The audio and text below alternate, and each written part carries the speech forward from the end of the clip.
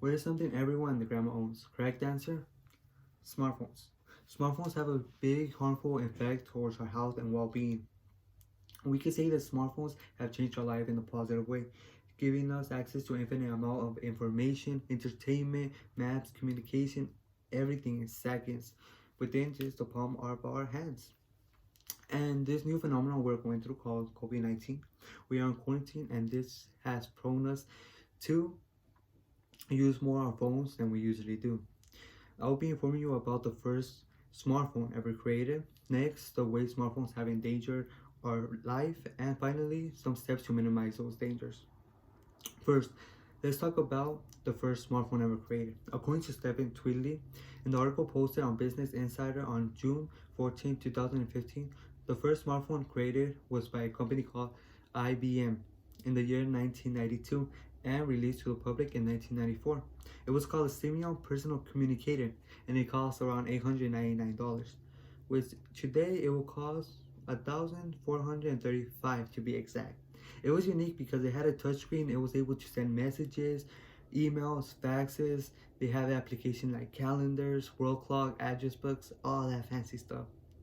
My next point is the danger smartphones have to our health. The biggest issue with smartphones is that we are prone to develop nomophobia. You might be asking, what is nomophobia? Well, Tim Ermel on the article Nomophobia, a rising trend in students, posted on September 8, 2014, describing the word nomophobia as a growing fear in today's world. The fear of being without a mobile device or beyond mobile device contact.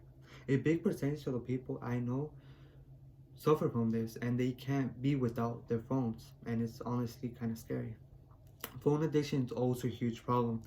Rebecca Joy stated on the article reviewed by Timothy J, that has a PhD, on October 17, 2019, that 81% of Americans have smartphones. A teenager is more at risk of developing an addiction towards the phone. Also, people with disorders like low self-esteem, anxiety, and depression are at risk, but it's not clear if the disorder is causing the overuse or the cell phone or vice versa. The blue light. Blue light is the energy the phone screen projects. As you can see, the light. Seeing this light can interfere with your sleep schedule. It could contribute to heart disease and obesity and other conditions. Eye strain. A huge problem that comes with the blue light is also eye strain and pain around your eyes.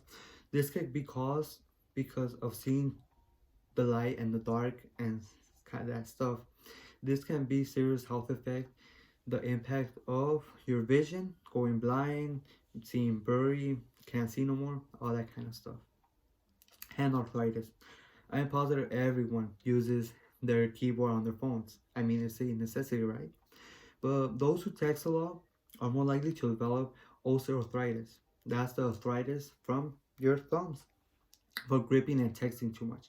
And just FYI, this condition has no cure. Nerve pain. Looking down and hunching over while using your phone can strain your neck muscles and lead to future pain from your back, your shoulders, or your arms. And the last big danger is using your phone while driving. This is huge.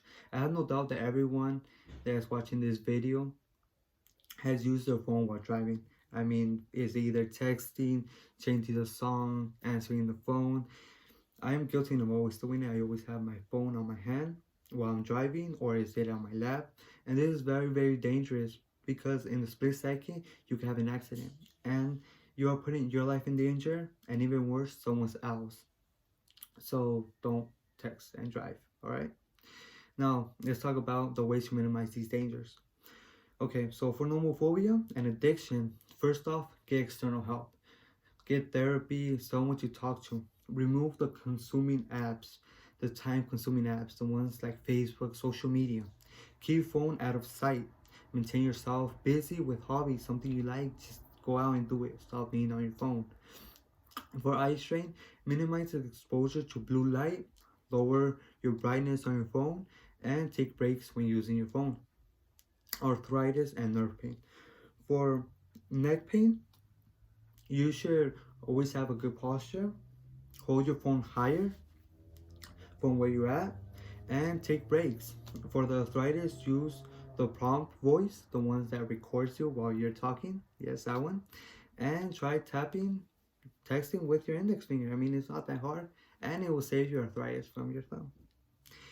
Driving and using the phone. This is, oh my god. Okay, to minimize distraction, you should store your phone in the control center, just out of sight. Turn it off, put airplane mode, sleep mode, whatever. Just don't use it, please. This brings us to the end. The first smartphone ever created was in 1992, and it was called the semi-personal communicator.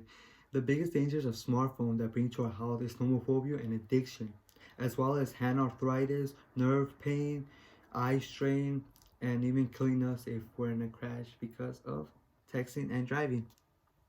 But we can minimize those dangers by seeking help, deleting time consuming apps, having good posture, taking breaks, lowering the brightness of the phone, and all that stuff. It's just simple. Smartphone can cause many dangerous and harmful conditions to our health and well-being. So please be aware of how much you are on YouTube, Twitter, Instagram, Snapchat, your life, and your consequences at the end of the day.